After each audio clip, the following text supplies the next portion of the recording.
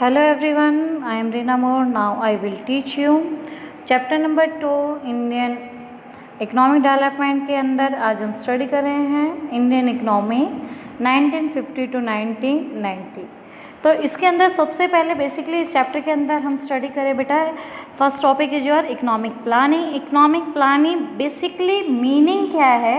Government to plan for the economy, जिसके अंदर जो गवर्नमेंट है वो प्लान करती है किसके लिए? अपनी इकोनॉमी के लिए। वही हमारा प्लान क्या कहलाता है?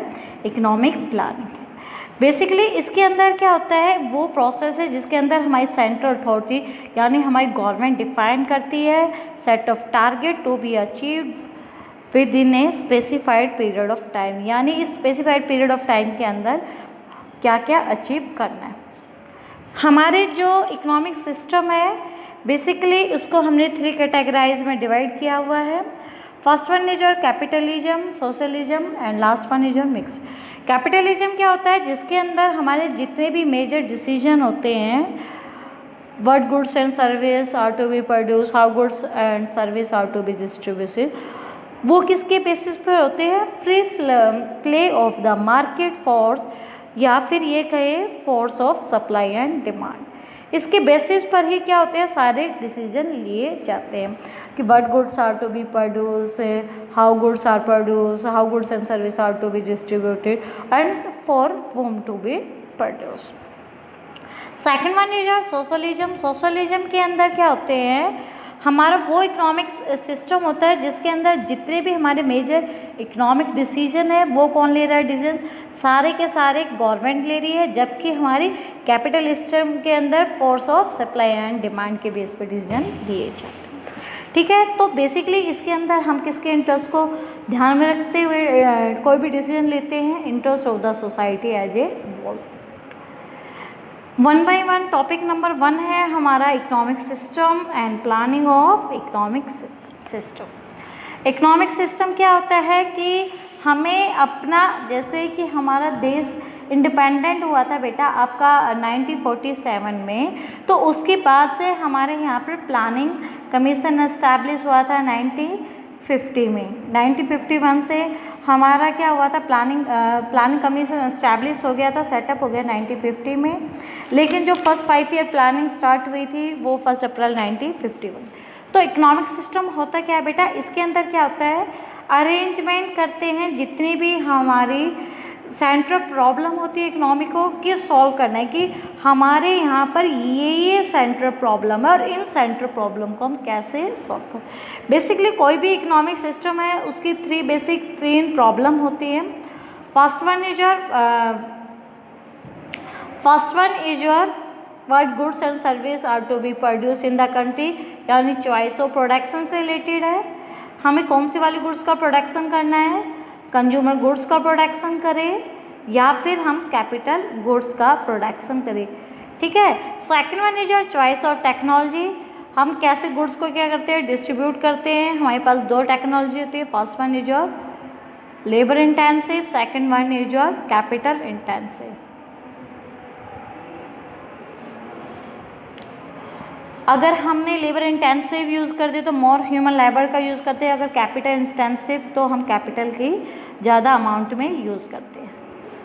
Last one is your for whom to produce, इसके लिए हम गुड्स को प्रोड्यूस करना चाहते हैं। इसके अंदर भी बेसिकली हम जब गुड्स को प्रोड्यूस करते हैं तो डिस्ट्रीब्यूशन गुड्स सर्विस के अंदर हम 2 चीज़ों को ध्यान में रखते हैं। First one is your rich section of the society and second one is your poor section of the society. जब हम गुड्स का प्रोडक्शन रिच सेक्शन के लिए कर रहे हैं तो वहाँ पर हमें पता है कि प्रॉफिट होने के चांसेस भी क्या होते हैं? उन लोगों की इनकम ज़्यादा है, परचेजिंग पावर ज़्यादा होती है, तो वो ज़्यादा लोग किसके जो लग्जरी गुड्स को ज़्यादा इंपॉर्टेंस देंगे। जबकि पुअर पर्सनस होते हैं वो इतने गुड्स को परचेज करने के लिए क्या नहीं कर सकते, अफोर्ड्स नहीं कर पाते हैं। तो जब वो बेसिकली अपनी बेसिक नीड्स को पूरा करने के लिए जो भी रुपए होंगे उसको खर्च करेंगे। तो इनके बेसिस पर ही on the basis of government intervention economic system को क्लासिफाइड किया गया है 3 इकोनॉमिक सिस्टम में। First one is your socialistic economy, second one is your capitalistic economy and last one is your mixed economy. तो आपकी economic system को ठीक categorise में डिवाइड किया है। तीनों कौन सी वाली है बेटा? First one is your socialistic, second one is your capitalist and last one is your economy and last one is your mixed economy. Clear? तो सोशलिस्टिक इकोनॉमी के अंदर क्या होते हैं कि हमारे इकोनॉमी के रिगार्डिंग जितने भी डिसीजन हैं वो सारे के सारे डिसीजन कौन लेगा? गवर्नमेंट लेगी। गवर्नमेंट डिसाइड करती है what goods are be produced in accordance with the needs of the society, how goods are produced, how they should be distributed। यानी तीनों चीज़ के लिए what to produce, how to produce, from whom to produce government decision लेती है। Basically जो government जो decision लेती है वो किसके लिए डिसीजन लेती है? Equitable distribution. वो इक्विटेबल डिस्ट्रीब्यूशन करना चाहती है इनकम का। जितनी भी जो ड्रॉबैक आती है ब्यूरोक्रेटिक सेटअप में, जैसे कि रेड टेपिज्म की तरह या करप्शन कई बार आ जाता है, इसका बेसिकली ड्रॉबैक ये है हमारे यहाँ पर कि हम क्या होते हैं, रेड टेपिज्म के कारण लाल की तरह है कि हम अपने चहितों को देना चाहते हैं, करप्शन ज़्यादा होने लग जाता है, जिसके कारण कोई भी चीज़ है पीडी सिस्टम के द्वारा भी अगर हम बात करें, अगर हम कोई भी गुड्स है पोर्ट सेक्शन तक पहुँचाना चाहते हैं तो कई बार वो चीज़ वहाँ तक नहीं मिलते। इन क्यूबा एंड चाइना के अंदर बेसिकली यही, इवन दक्षिण कोरिया के अंदर, दक्षिण जो कोरिया देश है, कंट्री है, उसके अंदर भी सोशलिस्टिक प्रिंसिपल को ही क्या किया जाता है? अप्लाइड किया जाता है। Second one is capitalistic economy, जो आपका किस पर डिपेंड होता है? Market force of demand and supply के बेस पे है। वो उन basically consumer goods will be produce, जिस गुड्स की कंज्यूमर डिमांड करते हैं मार्केट में उसी गुड्स को प्रोड्यूस करते हैं और उससे उसे प्रॉफिट भी मिलता है। फॉर एग्जाम्पल अगर कंज्यूमर कार्स के रिगार्डिंग डिमांड करते हैं तो वो उसे पता कार के डिमांड करे तो वही चीज़ की मार्केट के अंदर सप्लाई करेगा, उससे प्रॉफिट भी ज़्यादा होता है। ठीक है, तो इसके अंदर बेसिकली वो उन चीज़ों की फोकस करता है जो लोग उस चीज़ को क्या कर सकते हैं? अफोर्ड कर सकते हैं।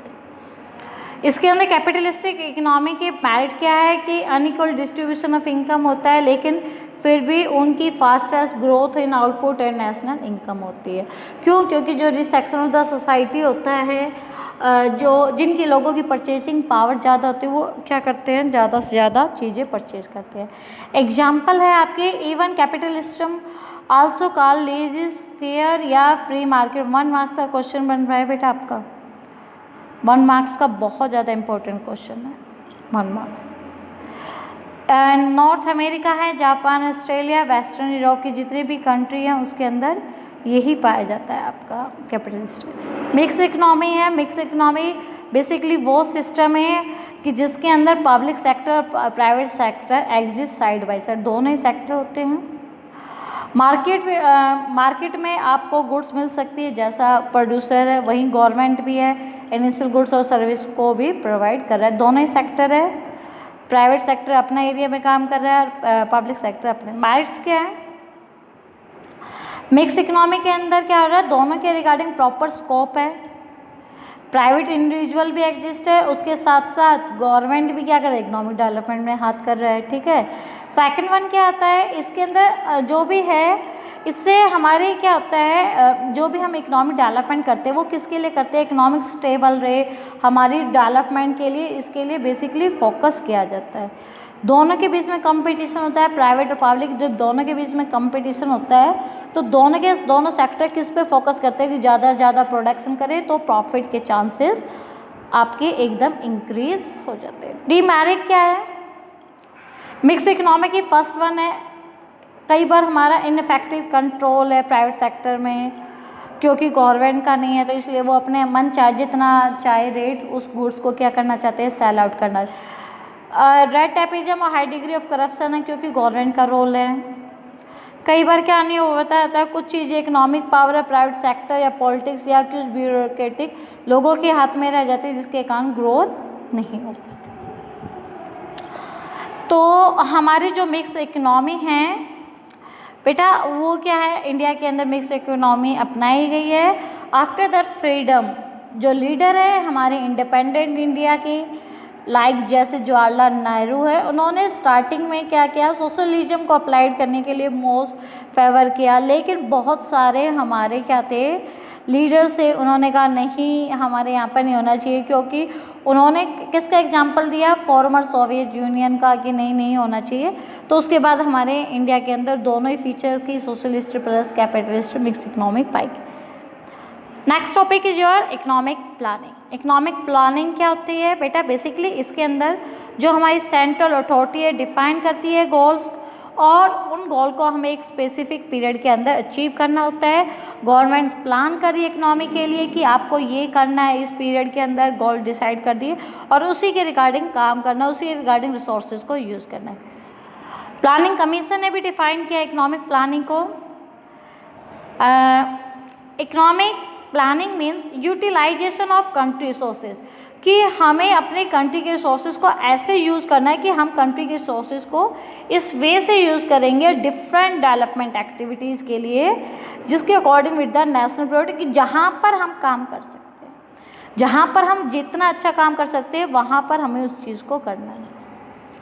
तो आपका जो एक प्लान है, प्लान क्या होता है, रिसोर्स ऑफ, कि जितने भी हमारी कंट्री के नेशन के रिसोर्सेज है उन्हें हमें एफिशिएंटली यूज़ करना है, यूटिलाइज़ करना है।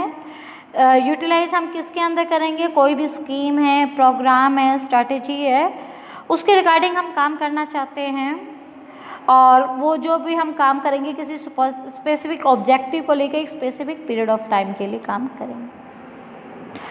तो फॉर्मुलेट करने के लिए जो प्लानिंग कमीशन है बेटा, वो कब आया था, आपका सेटअप हुआ था 1950 के अंदर। उसमें हमारे, देखिए बेटा आपको ध्यान रखना है, जो प्लानिंग कमीशन के चेयरमैनशिप होते हैं वो हमेशा प्राइम मिनिस्टर रहते हैं। जैसे कि 1950 के टाइम पर हमारे प्राइम मिनिस्टर कौन थे, जवाहरलाल नेहरू थे।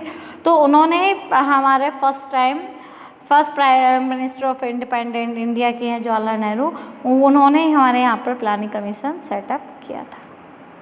क्लियर?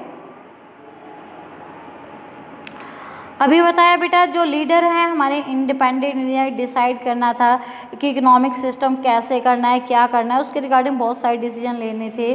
तो आपको बताया था मैंने कि जवाहरलाल नेहरू थे वो सोशलिज्म के फेवर में थे, लेकिन बहुत सारे थे वो सोशलिज्म के फेवर में नहीं थे। इवन उन्होंने एग्जाम्पल भी दिया सोवियत यूनियन के रिगार्डिंग। तो फिर बाद में डिसीजन लिया गया कि डेमोक्रेसी होनी चाहिए इंडिया के अंदर, तो मिक्स इकोनॉमी को क्या, कि दोनों ही चीज़ों की of importance, socialism plus capitalist economy. Clear?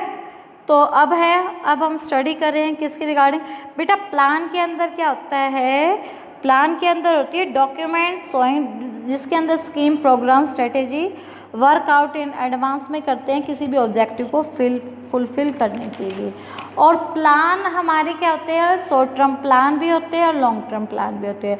जो शॉर्ट टर्म प्लान होते हैं वो हमारे 5 ईयर प्लान होते हैं। शॉर्ट टर्म जो आपके शॉर्ट टर्म प्लान है वो 5 ईयर प्लान होते हैं, और जो लॉन्ग टर्म प्लान होते हैं वो 20 ईयर एंड अबोव जो प्लान होते हैं वो इसके अंदर आते हैं। तो चलिए 1 बाय 1 हम स्टडी करते हैं। बेसिकली आपको पता है कि हमारा फर्स्ट 5 ईयर जो प्लान है वो स्टार्टिंग टाइम पीरियड है, लॉन्च हुआ था 1 अप्रैल 1951 को, एंडिंग हुआ था 31 मार्च 1956 को। आपके बेसिकली गोल्स है कौन कौन से हैं, growth, modernization, self reliance and equity. Basically इन चारों पर फोकस किया गया था। इसका मतलब ये नहीं है कि जितने भी प्लान थे सभी में इन्हीं चीज़ों पे इम्पोर्टेंस दी गई। हमें पता है कि हमारे इंडिया के अंदर लिमिटेड रिसोर्सेज है और हमें क्या करना है, अपने गोल को अचीव करना है। तो इसके अंदर बेसिकली इन्हीं चीज़ों पर फोकस किया गया था। First one is growth. Growth के अंदर क्या कहा गया है कि बेसिकली ग्रोथ का मतलब क्या होता है कि हमें increase country capacity to produce goods, कि कंट्री की कैपेसिटी है, increase the country capacity to produce output within country, कि जो गुड्स और सर्विस जितना प्रोड्यूस कर रहे हैं अब उसकी जो कंट्री की कैपेसिटी ज़्यादा परचेज कर। तो ये एम्प्लाई कहाँ हो रहा है कि लार्जर स्टॉक ऑफ आपकी प्रोडक्टिव कैपिटल के बारे में बात हो रही है, या फिर उसके अलावा जितने भी हमारी ट्रांसपोर्ट सर्विस है, बैंकिंग सर्विस है, या फिर ये कहीं एफिशिएंसी है आपकी प्रोडक्टिव कैपिटल सर्विस, इसके अंदर बात की गई है। तो जब ये होगा, जब क्या होगा बेटा, बेसिकली जब हमारी क्या होगा, या तो प्रोडक्टिव कैपिटल हमारी इंक्रीज हुई है, या हमारी ट्रांसपोर्ट और बैंकिंग सर्विस इंक्रीज हुई है, या फिर प्रोडक्टिव कैपिटल सर्विस। जब ये इंक्रीज होगी तो इसका मतलब सीधा इफेक्ट, हमारा सीधा इफेक्ट किस पे पड़ेगा, जीडीपी पे पड़ेगा। और जीडीपी का मीनिंग ही क्या होता है कि हमारी इकोनॉमिक ग्रोथ हो रही है। जीडीपी इंडिकेट करती है कि हमारे प्रीवियस ईयर में कितनी थी आपके। अगर आपसे 1 मार्क्स का क्वेश्चन पूछा जाता है what do you mean by GDP, GDP क्या होता है, तो GDP is the market value of all goods and service produce in the country during a year, कि आपकी मार्केट वैल्यू है गुड्स और सर्विस को प्रोड्यूस करने की एक कंट्री के अंदर, एक पीरियड के अंदर। डिफरेंस जीडीपी हमारी केवल एक सेक्टर से अचीव की जाती है, हमारी कंट्री के अंदर डिफरेंट सेक्टर होते हैं और तीनों ही सेक्टर का क्या होता है, मेन रोल होता है, तीनों के रिगार्डिंग हमें काम करना होता है। क्लियर? तो ग्रोथ के अंदर बेसिकली यही होता है। उसके बाद second one is your modernisation. Modernisation का बेसिकली मीनिंग क्या है कि हमें क्या करना है, प्रोडक्शन तो गुड्स और सर्विस का हम पहले भी कर रहे थे, अभी भी कर रहे हैं, लेकिन अब हमें अडॉप्ट करनी है नई टेक्नोलॉजी। जब हम टेक्नोलॉजी नई अडॉप्ट करेंगे तो लोगों का स्टैंडर्ड ऑफ लिविंग क्या हो जाएगा, इंक्रीज हो जाएगा। हमें क्या करना है, adoption of a new technologies का मॉडर्नाइजेशन, नई चीज़ों को अपना रहे हैं। लेकिन जो भी हम नई चीज़ों को अपना रहे हैं तो केवल हम नई टेक्नोलॉजी को अपनाने से हमारा मॉडर्नाइजेशन नहीं आएगा। Only to not effort to only to use, केवल नई टेक्नोलॉजी को यूज़ करने से कभी भी मॉडर्नाइजेशन नहीं आएगा जब तक लोगों का चेंज ना हो सोशल आउटलुक। न्यू टेक्नोलॉजी कैसे है कि पहले फार्मर जो प्रिमिटिव मेथड यूज़ कर रहा था उसके कंपैरिजन में अब न्यू सीड वैरायटी को यूज़ करने लगे, ठीक है। या फिर एक फैक्ट्री के अंदर पहले क्या कर रहा था, आउटपुट को इंक्रीज करने के लिए न्यू टाइप ऑफ मशीन का यूज़ करें। सोशल आउटपुट लुक का मतलब क्या है कि जेंडर एम्पावरमेंट की तरफ ध्यान दिया जाए, इक्वल राइट टू वुमेन्स की तरफ ध्यान दिया जाए, सेम राइट एज मैन, ठीक है। तो जो वुमेन की तरफ भी फोकस किया जाए कि केवल ये ना सोचा जाए कि जो वुमेन है केवल घर पे ही रह के काम करेगी, आदमी बाहर जाएगा काम करने के लिए। जब तक इस नज़रिए को नहीं चेंज किया जाएगा जब तक हमारे इंडिया के अंदर मॉडर्नाइजेशन नहीं आ सकती, ठीक है। क्योंकि कई बार जो मॉडर्न सोसाइटी के अंदर जो टैलेंट है वुमेन में हर फील्ड में दिखाई दे रहा है। सेल्फ रेलियंस का मतलब क्या है, सेल्फ रेलियंट है कि हम क्या करने लग रहे हैं।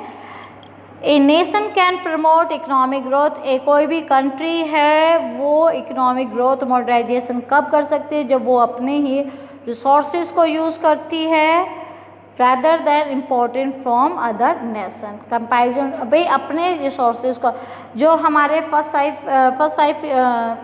7-5 ईयर प्लान थे उसके अंदर क्या कर रहे थे, हम लगातार इम्पोर्ट्स गुड्स कर रहे थे।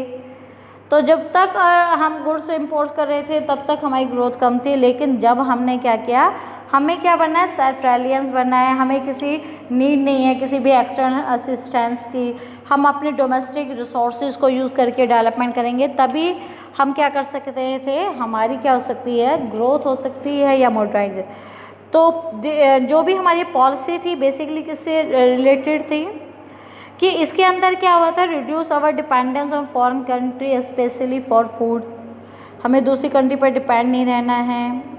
हाँ, जब जैसे ही हम क्या हो गया, हम समझने लगे कि हम क्या होने लगे, सेल्फ रिलायंस होंगे तो हमें किसी और पर डिपेंड नहीं करना पड़ेगा। अब हम क्या करने पड़ेगा, जब तक हम बेसिकली हम डिपेंड किस किस पे थे, फूड सप्लाई पे, फॉरेन टेक्नोलॉजी पे, फॉरेन कैपिटल पे, तो कहीं ना कहीं इंडिया सॉवरेनिटी वल्नरेबल थी।